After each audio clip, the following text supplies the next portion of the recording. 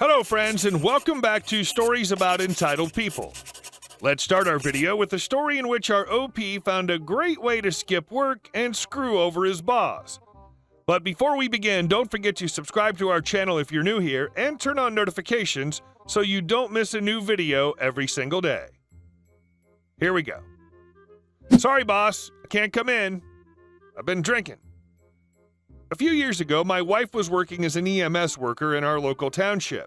She got home from work one night after a long day and posted a picture of herself holding an unopened beer and saying, "I needed this." In the picture, you could tell the beer was still closed. A few minutes after she posted her picture, a major storm decided to suddenly roll through. My wife, being the good employee she was, called her supervisor and asked if she needed any help. He said, "No, you can't come in. You posted a picture of yourself drinking alcohol." She objected that the can wasn't opened, and every idiot could see that, but he wouldn't relent, and he said something about how it could be construed wrong. Fast forward a couple weeks, it had been stupidly busy for her. When she finally got home, she ran over to the shelf that we had a bottle of whiskey on, literally tossed me her phone and said, "Quick, take a picture of me drinking this." The cap was obviously still on the bottle, but she tipped it up like she was drinking it, and she posted it online as soon as I gave the phone back. Her boss called 10 minutes later and said, "We need you to come back. We're short-staffed tonight." She said, "Sorry, boss, I can't. I've been drinking. Check online." He tried to object that the cap was on, and she said, "Last time I posted a picture like this, you wouldn't let me come in because it would set the wrong precedent. I wouldn't want to do that to you this time." Yeah, I start drinking as soon as I get home for the same reason. The exact same reason. And our second story. Entitled mom calls me a racial slur, demands that I give up my earrings after getting me fired. I work part-time as a waitress during my school holidays at a nearby restaurant. All's good, I enjoy the people I work with, hours and pay are reasonable. For context, I'm Asian, fairly skinny. On one particularly busy lunch day, I just got out from the back and a table of 3 ladies and 2 kids were signaling to get my attention. I nodded at them and headed to their table shortly after. Me, noticing their food is finished. "Yes, did you need your bill?" EM1, "Bill? EM2, you expect us to pay after such poor service?" Me, "I'm sorry, was there something unsatisfactory?" "Food was lousy. I called you over to make a complaint. We're not going to pay for this." "I'm sorry to hear that it wasn't up to your expectations, ma'am. But you can't have the meal for free. Your complaint is noted." "How dare you say such a thing? I know the owner of this restaurant. I'll call him right now and report your rude behavior."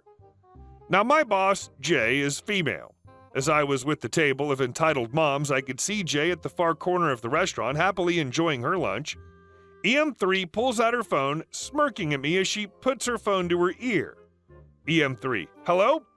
Listen, one of your employees is being very rude. The anorexic-looking bleep. Fire her. Oh, and the food was terrible. You ought to fire the chef, too. We won't have to pay?" "Yeah."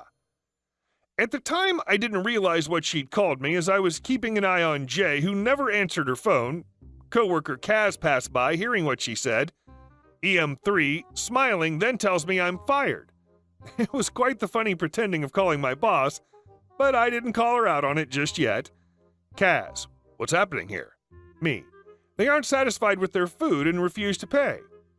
EM3, "You're also now fired, so stop talking and leave. Let your friend do the job. You can't do right." Kaz, "That's very rude of you to call her that, ma'am. I'm going to have to ask you to pay for your meal and leave." EM2, "Oh, we have another stuck-up butt, huh?" EM1, "Why are you so effing rude? We're loyal customers. We just wanted to give helpful criticism about the food served here, and this is how you treat us?" I've never seen any of these 3 ladies before. The kids look mighty uncomfortable at all that's happening. I look at Kaz, and he looked over to Jay. EM3, "People like you are such a thorn in society. I should get the both of you fired." EM3 groaned as if she was displeased and muttered the word effing bleep. I heard it loud and clear this time, and my eyes widened when I realized she meant me. Kaz, louder this time, "Ma'am, please stop being rude, and if you continue to refuse paying, I know the owner here. He should have never hired you, worthless pieces of crap." This, of course, attracts the attention of everyone in the restaurant, Jay included.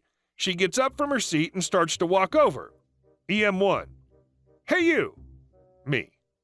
Me? EM1. Yeah, those earrings. Take them off. Kaz and me. Why? EM1. Do you have any idea how customer service works? It's compensation for the terrible food and terrible service from you. You shouldn't be able to afford them anyway. And it would be perfect for my daughter. My earrings aren't anything flashy, super simple stud type. I haven't got a clue of what she thought they were worth. I got really angry for her to be demanding such an outrageous thing. The poor kid's about to say something to her mom, but thinks better and looks away. I feel really bad for her. I also felt like I should have said nothing and let Jay handle it, but I lost. Me. You have no right to ask me for the earrings. They belong to my mother. Lying about knowing my boss? Bull crap on that too. Do you think it's right to stomp on other people, to call them names? EM2 starts nudging over to EM3 to call the police to report on my harassment. Jay swoops in, grabbing her phone. Jay. That won't be necessary, for I've already done so. You're going to sit here until they come, and you'll leave my employees alone. EM3 is practically screaming for her phone back, calling Jay a bunch of names. She was livid. Again, she pulls the stunt of knowing the owner, thinking Jay's just a manager, and threatens to get her fired too. Jay. I know the owner. That's me. I'd advise you to kindly shut up now until the police arrive. All the EMs go red in the face, and I think I saw one of the kids practically die inside of embarrassment. I still very much wanted to punch EM1 if it weren't for Kaz holding me back. When the cops arrive, the EMs immediately try to push their overly exaggerated story of what happened. One even accused Kaz of touching their daughter. I think I saw steam coming out of his ears. Luckily, several witnesses called out their bluff, and our statements were also taken. The EMs sulkily paid for their meal, and they were escorted out by the police. I don't know whatever happened to them. I'm sure Jay had pressed for more on them, but I never saw those ladies ever again. Not one, but 3 Karens? Now this is an Avengers-level threat. You're lucky to get out of there alive. And our last story. It took me 42 years, but I finally got you back for throwing me in the creek. This happened many, many years ago, but the revenge came in February 2020. Growing up, we never had swim lessons, and while I could manage to swim across a pool, I was not a strong swimmer and was especially scared of being in moving water that was over my head, rivers, large creeks, etc. For the first 10 years of my life, my dad lived on a large farm that had a big but beautiful mountain creek along the edge of one field. My parents divorced when I was 2-ish, but they got along well, and my brother, Full Sib, and I would spend the summers with our dad and his other 2 kids. He remarried his first wife, and he and my mom separated, and they had 2 older children. Wayne was my half-brother and 7 years older than me, so one summer when I was 7, he was 14, and so much larger than me, it was common knowledge that I was scared of swimming in the deep parts of the creek, but Wayne insisted everybody instinctively knows how to swim.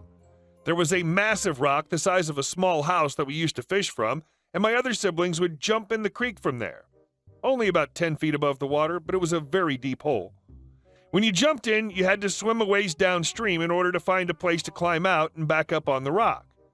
It was a hot day, as summers tended to be in Arkansas, and when we were done fishing, Wayne said everyone should jump in, knowing that I had zero intention of doing that, so he started teasing me and eventually picked me up. I was scared, but thought surely he wasn't actually going to throw me in. Well, I was wrong. He walked over to the edge and tossed me off the rock. I was as terrified as I'd ever been before or since. I did manage to make it back to shore, but was screaming so loud our stepmom heard me from the house 100 yards away, and she came running out. I don't even remember if he got in any trouble, but he felt justified because I did in fact get myself back to shore without dying.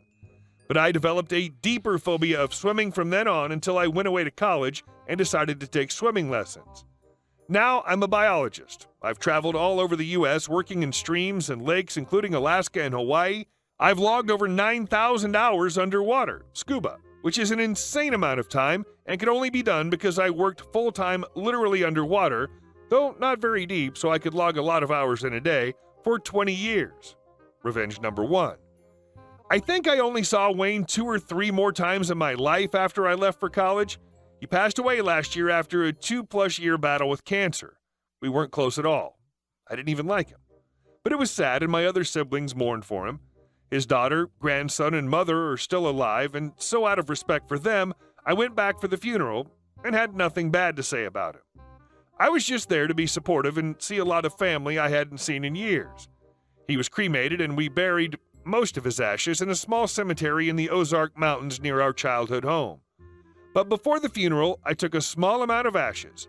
The day after the funeral, I asked my brother if he'd like to go visit our dad's old place on the creek. We made an afternoon of it with his 3 sons. The driveway was a mile long and gated, so we hiked in, brought food to sit on the rock above the creek and have lunch and tell my nephews stories about growing up there.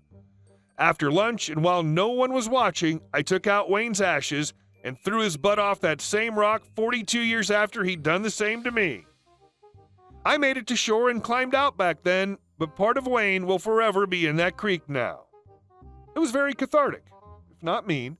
I didn't tell anyone in the family what I was doing, and I don't plan to, because I didn't want to cause any damage or future problems. What happened was just between Wayne and me, and now all of you. OP, that was honestly heartwarming and wholesome. I think Wayne would have liked it also, to be a bit honest. Hey guys, thank you all for watching the video. I'll see you in the next one.